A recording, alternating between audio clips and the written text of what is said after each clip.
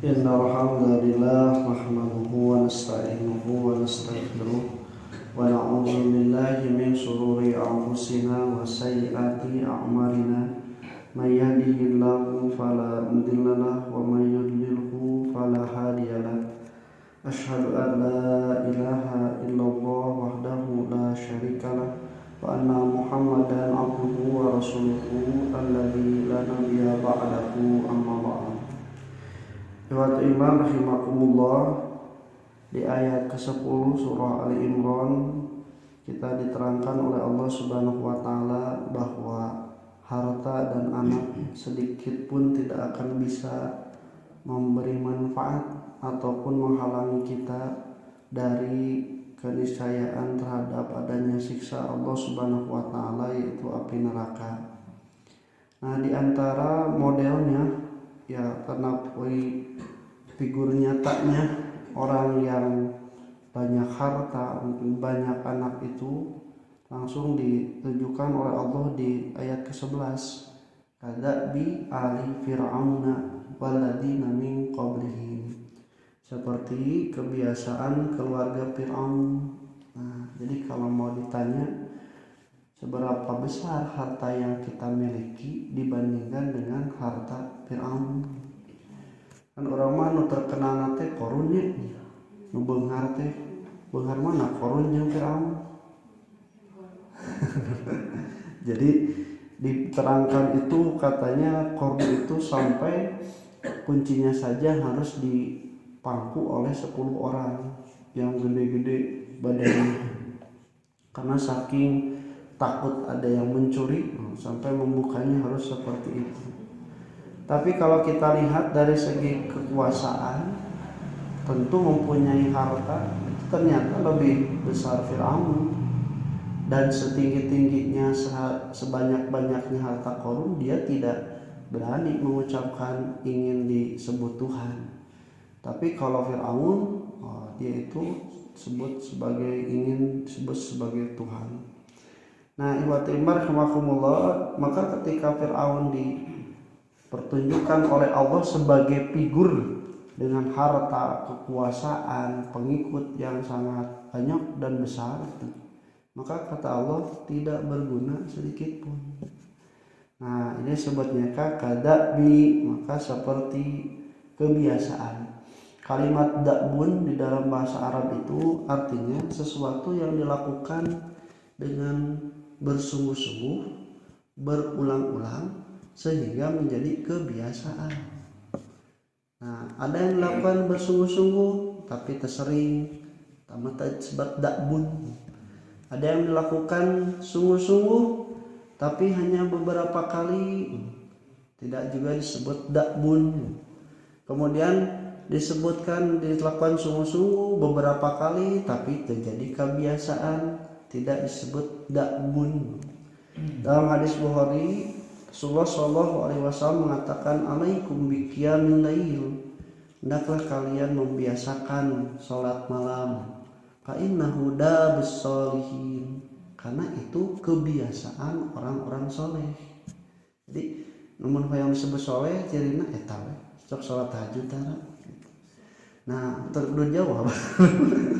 Jadi dabus sholihin kebiasaan orang-orang soleh. Kenapa? Karena dilakukan secara sungguh-sungguh, sudah sering dan menjadi kebiasaan. Itu sebutnya da'bun.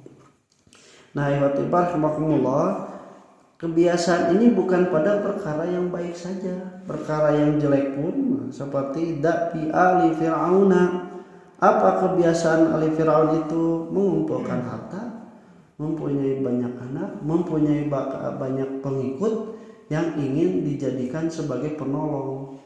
Makanya ketika mengejar Nabi Musa dan Bani Israel, diajakan kabehan, dan dipergunakan segala hartanya, dipakai mayar ke ahli-ahli sihir ke ngalawan Nabi Musa.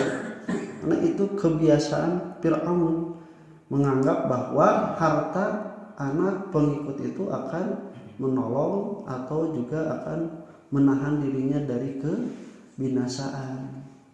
Nah ini oleh Allah Subhanahu wa taala sebutkan henteu teu bisa nolong sedikit pun kucai eleh nama ti kalawat. Nah walladzina min qablihim, demikian pula sebelum Fir'aun ada orang-orang yang sebelumnya juga masih ada. Jadi khotimah rahimakumullah itu akan selalu berulang. Kejadian-kejadian jelek ataupun baik itu dalam setiap masa dan zaman akan selalu ada, hanya berbeda pelakunya saja. Nah cuman kata para ulama, kalau di dalam Al-Quran kejelekan itu disebutkan pelakunya moal aya nu bisa ngulang siga kitu. Nah Fir'aun moal aya nu bisa siga Fir'aun. Tapi kalau kebaikan disebutkan pelakunya, itu tanda bahwa bisa dilakukan dan akan ada lagi yang melakukan.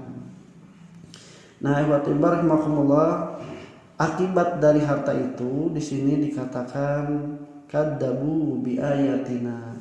Maka mereka itu mendustakan ayat-ayat kami. Jadi godaan paling besar itu mendustakan ayat-ayat Al-Quran itu adalah harta. Di harta mah dia mate gelap mata, gelap gulita.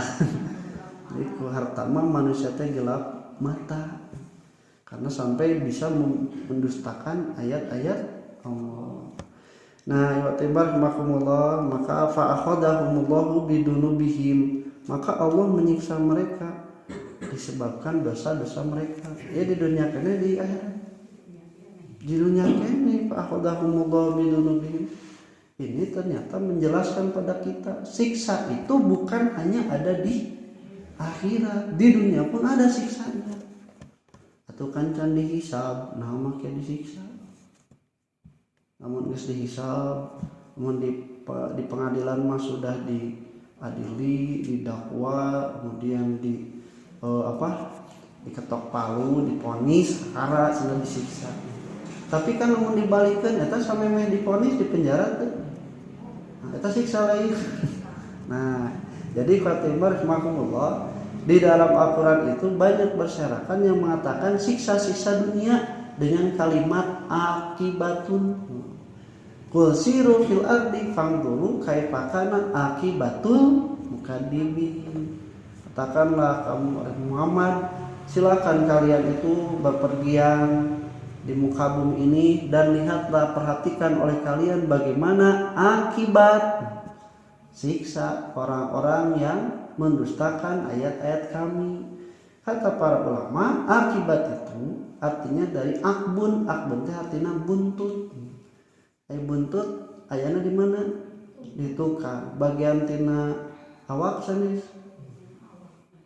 Namun misalnya domba buntutan, domba lain. Domba. Tapi domba aya buntutan. Tak gitu.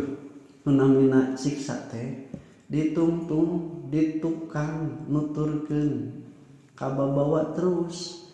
Maka ibatimah rahimahullah, bahasa kita akibat itu adalah efek dari melakukan sesuatu. Kita punten lamun anu mabok, walau kan bakal disiksa ku seneng neraka. Tapi nu mabok nepikeun ka aya anu kabakar ususna, otakna rusak, kemudian mentalna, psikisna juga rusak. Eta disiksa. Tah anu kitu siksa teh akibat bahasa Al-Qur'an. Bahasa urang mah akibat itu sesuatu sebab akibat dari melakukan sesuatu, tapi itu bukan dosa, bukan siksa yang hakiki. Itu bukan siksa yang hakiki, itu adalah akibat dari kita melakukan dosa. Nah itu bertingkat-tingkat melakukan dosa teh. Tingkat yang paling sederhana, deg-deg jantung nalika ngalakukeunana, deg-degan ngabohong teh. Bapak di mana? Tidinya di mana?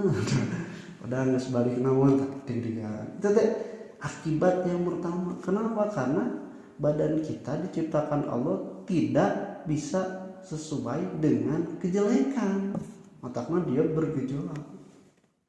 Nah dalam Al-Quran juga ada wala nudiqannahum minal adzabil adna dunal adzabil akbar la'allahum yarji'un, dan kami akan menimpakan bagi mereka itu siksa yang kecil sebelum siksa yang besar, supaya mereka itu bisa kembali.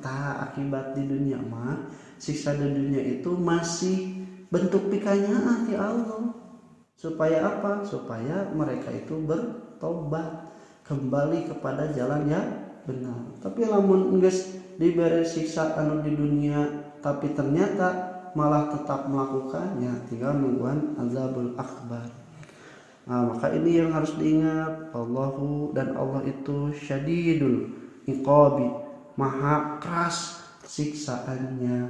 Ini yang jadi dalam Al-Qur'an dikatakan ittaqullaha muntaqutar. Taqwa itu artinya menghindar. Jadi ya ayyuhalladzina amanu taqullaha itu, wahai orang-orang beriman itu, hindarilah Allah. Nah, Allah kudu menghindar. Nah, ada yang dihilangkan, maksudnya hindarilah siksa Allah, hindarilah ke hukuman dari Allah Subhanahu wa taala. Bukan menghindari Allahnya, tapi hukumannya. Insyaallah kita lanjutkan. Qul qouli hadza wa astaghfirullah wa atubu. Assalamualaikum warahmatullahi wabarakatuh.